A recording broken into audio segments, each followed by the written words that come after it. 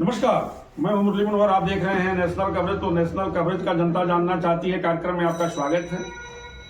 फरवरी के दूसरे सप्ताह में मुझको लगता है कि लोकसभा के चुनाव की अधिसूचना जारी होगी। नामांकन, मतदान और काउंट, सारे दल के लोग अपनी पूरी तैयारी कर चुके हैं, चुनाव मैदान में जाने का मन बना चुके हैं और ये तैयारी लगभग पिछले 6 महीने से चल रही है। सभी राजनीतिक दलों की चल रही है।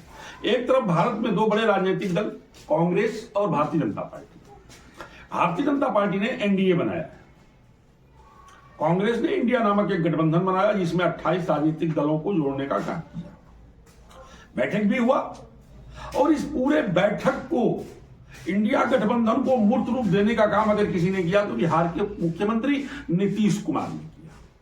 एक बैठक भी पटना में हुई उनके आवास पर, जिसमें पूरे देश के समस्त गैर भाजपा विचारधारा के जितने भी राजनीतिक दल थे उस गठबंधन में शामिल हो गए।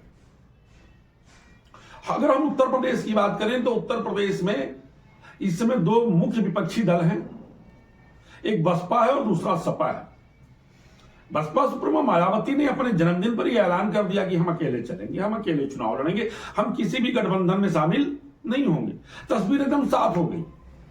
दूसरा विपक्षी दल जो बचा वो समाजवादी पार्टी है और समाजवादी पार्टी के साथ पूर्व प्रधानमंत्री चौधरी चरण सिंह के पोते जयंत चौधरी जो है पिछले विधानसभा का चुनाव मिलकर के लड़े थे और ये माना जा रहा था कि यह गठबंधन जो है लोकसभा के चुनाव में भी रहेगा और सीट शेयरिंग पे भी चर्चा हो गई थी।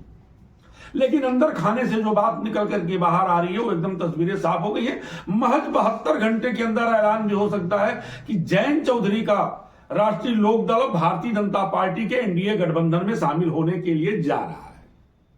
एकदम ये तय है, एकदम पक्की खबर है।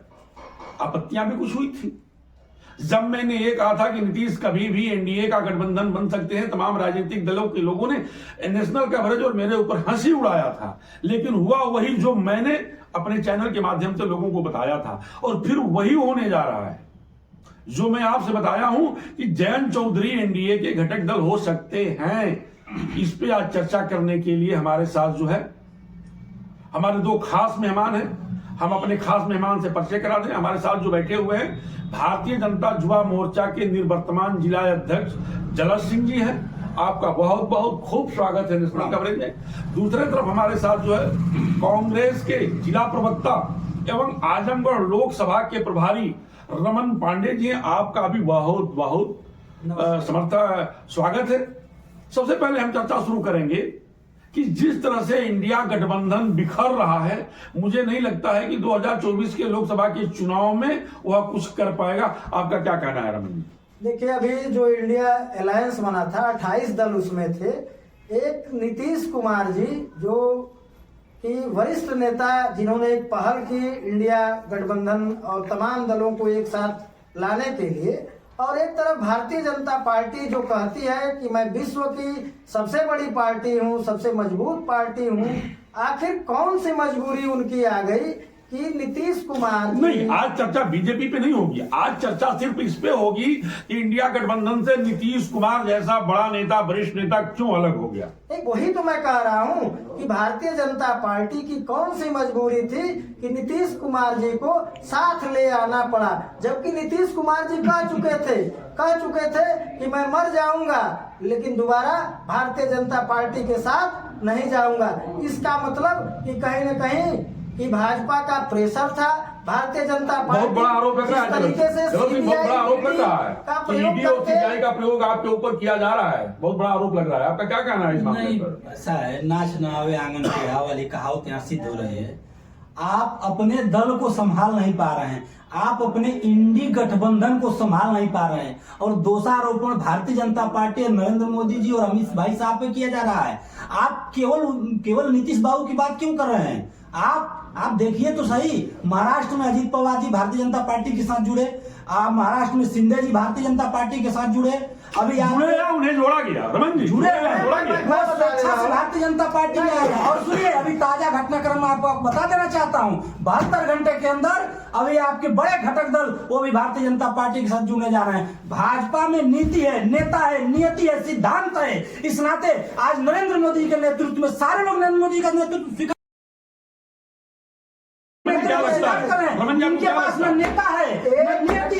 ना कोई है, तो इनके गठबंधन को स्वीकार कौन करेगा भाई? इसीलिए सारे लोग भग रहे हैं, और जो नाव डूबती है उस पर कोई भी सवारी करना नहीं चाहता है, इसीलिए सारे लोग भग रहे हैं। ये अपना संभाल नहीं पा रहे, दोस्त हम लोगों पे दे रहे हैं। मैं बता रहा हूँ कि ये कह रहे हैं कि भाजपा में न नेता है न नीति है, केवल सीबीआई है, ईडी है, उसका डर है। सीबीआई, ईडी और इनकम टैक्स का डर दिखा करके मैं बताना चाहता हूं, जिस अजीत पवार का आप नाम ले रहे हैं, जब वो आपके साथ नहीं रहते हैं तो मोदी जी स्वयं कहते हैं कि भ्रष्टाचार के अखंड में लोग डूबे हुए हैं। जब आपके साथ चले जाते हैं तो भ्रष्टाचार की बात बंद हो जाती है।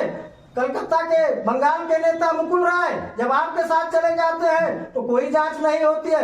एनसीपी के जब छगन भुजबल और नारायण राणे जैसे नेता जब आपके साथ होते हैं तो कोई भ्रष्टाचार की बात नहीं होती है। जब विपक्ष में रहते हैं तो आप हमेशा भ्रष्टाचार की बात उनके ऊपर करते रहते हैं। मैं आपको बताना चाहूंगा कि जो असम के मुख्यमंत्री हैं, असम के मुख्यमंत्री पर भाजपा ने बुकलेट जारी किया था और आरोप लगाया था भ्रष्टाचार का। आज असम के मुख्यमंत्री हेमंत बिस्व शर्मा मोदी जी के आज चपरासी बने हुए हैं। आज राहुल गांधी पे वो जिस तरीके से लगातार हमला करते हैं या दिखाना चाहते हैं कि मैं सबसे बड़ा आपका आदमी हूँ। जलद जी एक चीज मैं आपकी बात सुनूंगा, मेरी बात ये बहुत अशोभनीय टिप्पणी है। एक प्रदेश के बड़े प्रदेश के मुख्यमंत्री को चपरासी कहना, ये बहुत मैं इसका निंदा करता हूँ, खंडन करता हूँ। जिस तरीके से देखिए भाई साहब, इस तरह की नहीं होगी। जब आप बोल दिए तो मैं नहीं बोला, पड़ेगा ना। जिस तरीके से असम के मुख्यमंत्री ने कहा दलितों का काम जो है अपने समय बड़े लोगों का सेवा करना है, इनके समय में भाई साहब मैं नहीं बोल रहा हूँ, ऐसे नहीं लौटेंगे। मैं पहले खंडन कर दे रहा हूँ, मेरा खंडन है भाई। मुख्यमंत्री हैं, बड़े प्रदेश के हैं, मैं किसी पर ओछी टिप्पणी नहीं करता।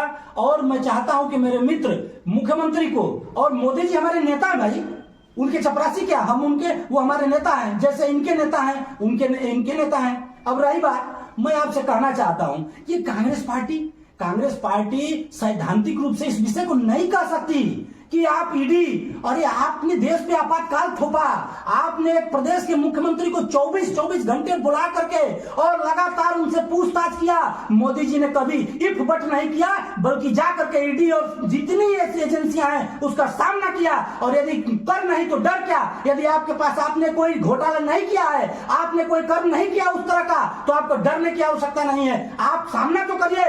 और मुख्यमंत्री मोदी जी जब थे उन्होंने सामना किया, अमित भाई शाह ने सामना किया, वो दिन भूल गया। इस नाते में क्या चाहता हूं, ईडी की बात जी बड़ा आरोप कांग्रेस पे लग रहा है कि कांग्रेस भी सत्ता का दुरुपयोग हमेशा से करती आई है। नहीं। देखिए, मैं एक बार फिर बात करता हूं कि संवैधानिक दायित्वों का अगर निर्वहन कोई नहीं करेगा तो संविधान का पाठ उसे पढ़ाया जाएगा। लेकिन आज जिस तरीके से सीबीआई, ईडी, अभी झारखंड की सरकार को आज भारत के इतिहास में पहली बार किसी पदेन मुख्यमंत्री को इन लोगों ने जेल भेजने का काम किया है। आज भारतीय जनता पार्टी सबके ऊपर, केवल विपक्ष के नेता ही केवल भ्रष्टाचार में है। अगर वो विपक्ष में रहते हैं तो आप आरोप लगाते हैं, आपके साथ चले जाते हैं तो ईमानदार हो जाते हैं। यानी Bharatiya Janata party washing machine हो गई है। वॉशिंग मशीन जिस तरीके से दाग को धूल में पेशाब कर देती है, यह काम इस तरह का कर रहे हैं, वॉशिंग मशीन का काम कर रहे हैं। यह भारतीय संस्थाओं को, भारतीय संसाधन जो न्याय, अभी सीजीआई ने क्या कहा, चंडीगढ़ मेयर के चुनाव को लेकर के सीजीआई ने कहा लोकतंत्र की हत्या हुई, लोकतंत्र की हत्या हुई। लेकिन आज भारतीय जनता पार्टी किस मुंह से नैतिकता की बात कर रही है? बात क्या रहा हूँ, आप पैटर्न को बदलिए नहीं। चर्चा सिर्फ जो है गठबंधन को लेकर के और घटक दल को लेकर के आज चल रही है। आप जो है लाइन हट करके बात न करें। रमन जी, मैं आपसे भी शुरुआत करना चाहता हूं कि अब जो है जयंत चौधरी जो है आप और सपा के नहीं रहे, अब 72 घंटे में वो भाजपा के हो। नहीं, यह मीडिया में एक नैरेटिव बनाया जा रहा है। हर जगह जिस तरीके से जहां वो देख रहे हैं कि इंडिया अलायंस गठबंधन मजबूत है, उनको तोड़ने का काम प्रेशर उनके यानी मैं आपकी बात को समझ गया। आप ये कहना चाहते हैं कि गठबंधन से जयंत चौधरी निकल नहीं रहे हैं, मीडिया के लोग उनको बाहर करने का बिल्कुल मीडिया का जो काम हुआ है, मीडिया का काम झूठ और भ्रम फैलाना है। जो जी क्या कहना है? ऐसा है, विषय से ये भटक जा रहे हैं। पहला विषय यह है कि भाई कोई भी सवारी, मैं पहले भी कहा और बात को दोहराता भी हूँ कि सवारी क्यों करना चाहेगा? आखिर जैन जी को मिला क्या?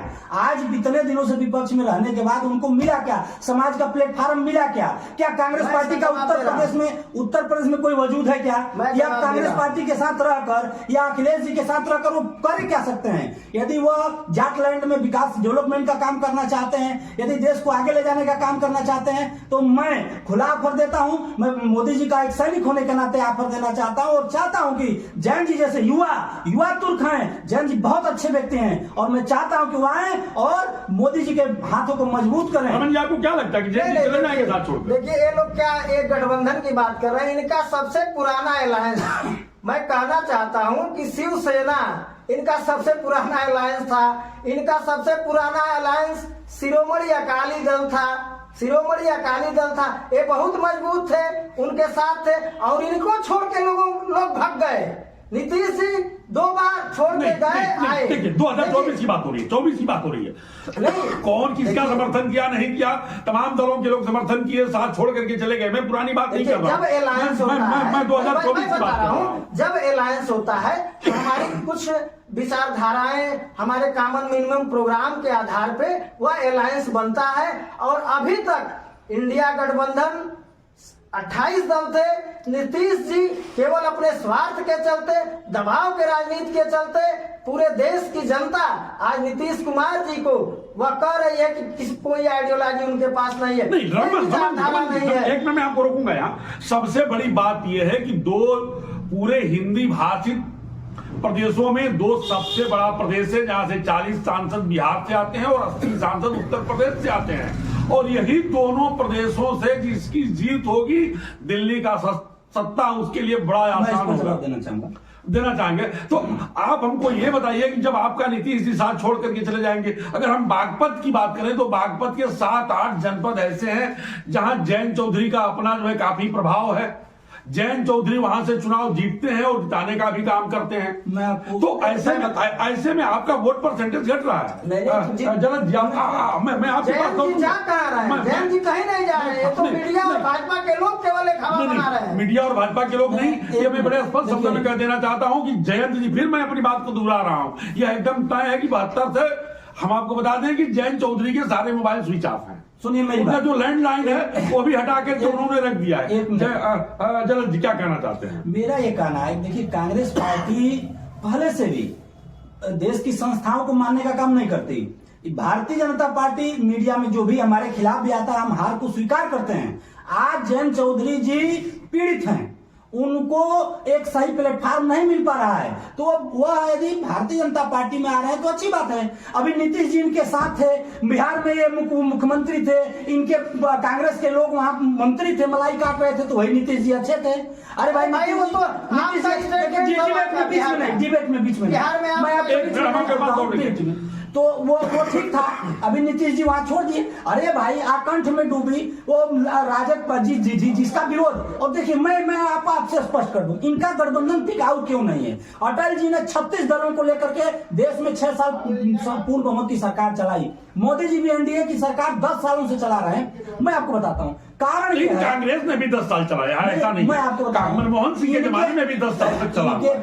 इनके पास जो है सबसे बड़ी बात है कि स्थिरता नहीं है और विभिन्न राज्यों में एक दूसरे के प्रतिद्वंदी हैं और सेंट्रल में चाहते हैं कि एक हो जाएं। कैसे हो जाएंगे भाई? ममता बनर्जी जी वहां पश्चिम बंगाल में सीधे अपोजिट में हैं, वहां चाहते हैं कि हो जाए। दिल्ली में केजरीवाल इनको छोड़ने वाले नहीं, ये चाहते हैं कि साथ में हो जाए। यहाँ अखिलेश यादव जी कांग्रेस को पनपने नहीं देना चाहते हैं। तो समस्या यही है। और आपको मैं बता दे रहा हूं, उत्तर प्रदेश बिहार की तीनों दल मिलकर लड़े थे, तब भी हम 64 सीट जीते थे। और आपको उत्तर प्रदेश में और बिहार की 39 सीटें हम लोगों ने जीती थी। इस बार 120 की 120 सीटें भारतीय जनता पार्टी और मोदी जी के झोले में जा रही है, कोई रोक नहीं पाएगा।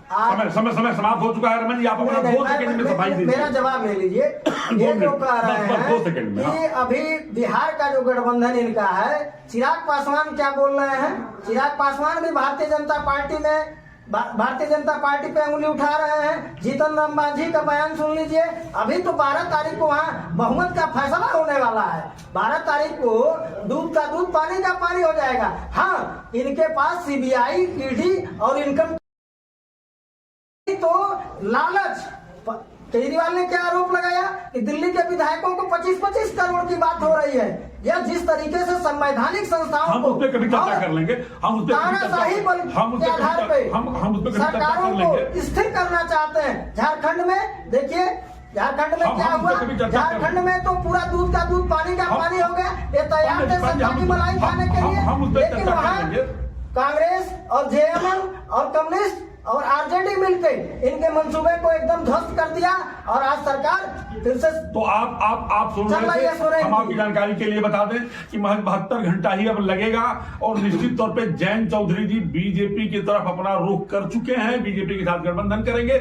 और इसलिए भी गठबंधन करेंगे कि 2024 में जो जयंत चौधरी के बागपत के 7 और 8 जनपद हैं जहां उनका खासा प्रभाव है, वो वहां अपने हाथों से निकलने नहीं देना चाहते हैं। वो जाट मतदाताओं को अपने साथ रखना चाहते हैं और चाहते हैं कि इस बार 2024 में सत्ता के गलियारे में हम भी पहुंचे। अब आने वाला समय बताएगा कि जयंत चौधरी क्या करेंगे। मुरली मनोहर पांडे के साथ प्रिंस खास रिपोर्ट बने रहिए मेरे साथ और देखकर ये नस्ल कवरेज। धन्यवाद।